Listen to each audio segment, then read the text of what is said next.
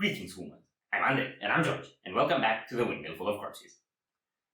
This is a request from a very important subscriber of ours, Albin Nordell, who I think is the admin of the official Orbit Culture fan group.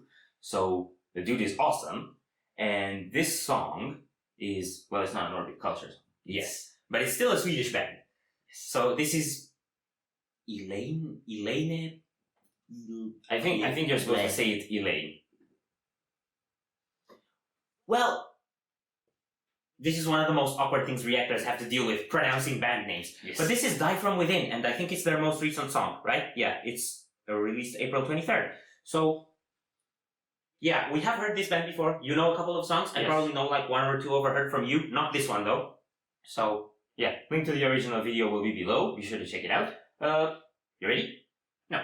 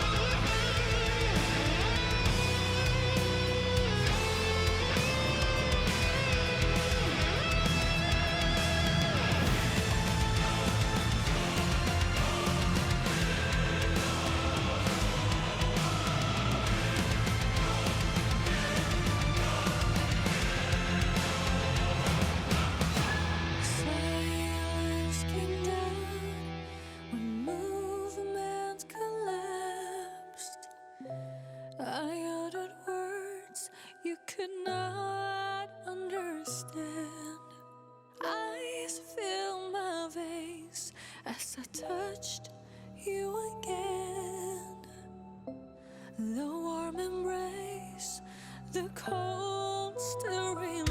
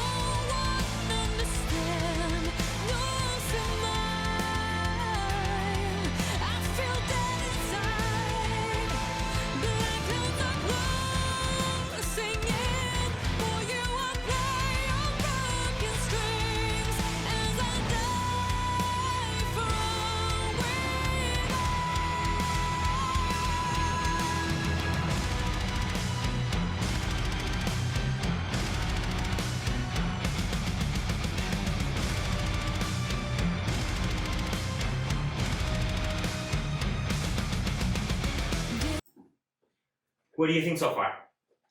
I think it's my new favorite from them. Really? Yeah, it's a lot more diverse than what I know. Huh. I don't remember much from what you showed me from them, but I think the songs felt kind of patterned, and this one doesn't really have that much of a pattern so far. And it's got a lot more groove on the drums and a lot more changes. That's what I really like, and I think the whole orchestral element is like bigger. And like I could hear those choirs in the background coming through a lot better. And I like the whole dips with just piano and vocals, and then the whole metal soundscape coming back in again. I think that's a really cool touch. And also growls. They, like the songs I heard before, they just kind of had a line here and there coming in as backing, but here we had a full verse, and it was pretty sick. Okay, I like the dip, what you said with the verse too. I liked how that built back into the metal with the sort of echoing drums on the transition.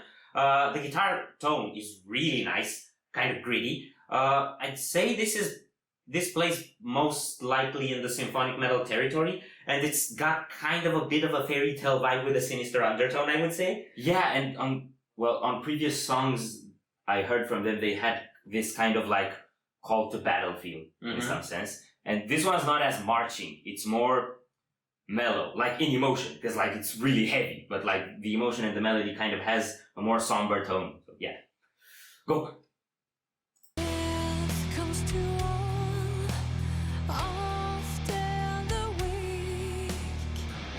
But why take my friend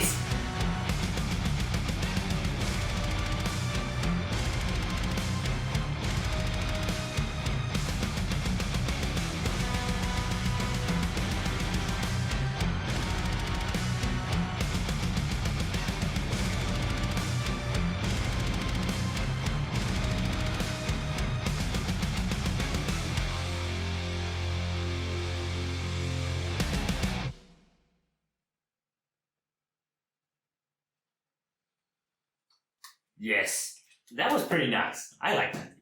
The galloping sections are hinting back to the more death metal parts in Epica, I would say. Yes, they have.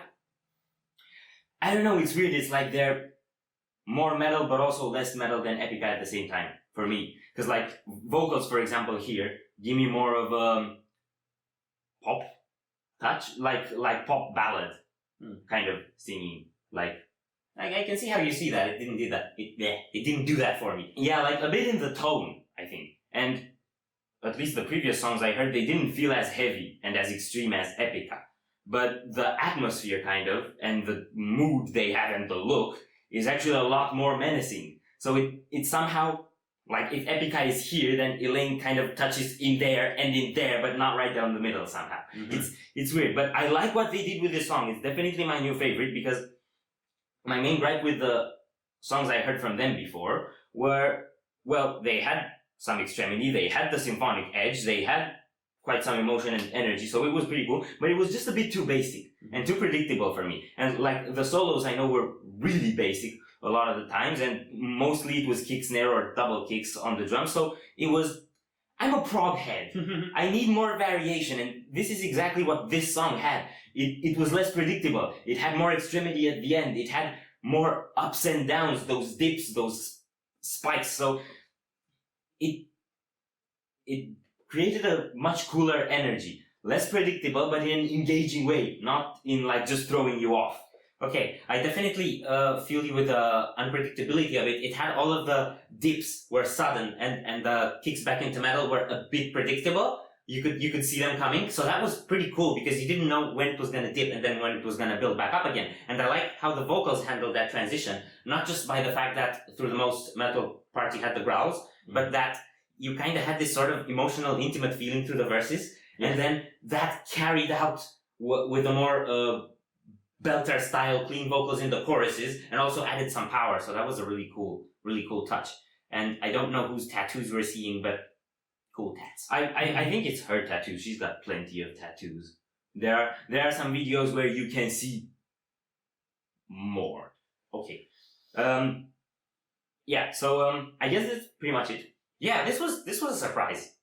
I didn't really know what to expect. I would say it was a surprise for me as well, and I knew the band better. Mm-hmm. So yeah, really cool.